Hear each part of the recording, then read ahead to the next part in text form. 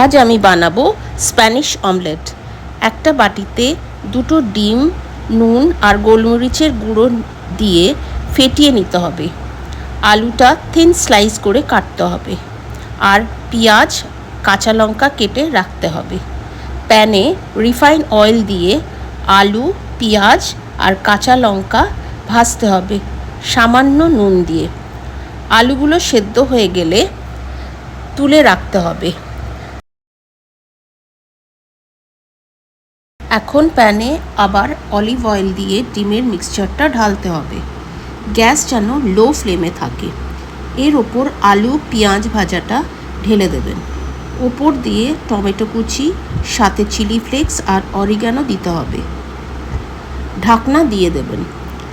ডিমের নিচটা রেডি হয়ে গেলে একটা থালাতে উল্টে দেবেন।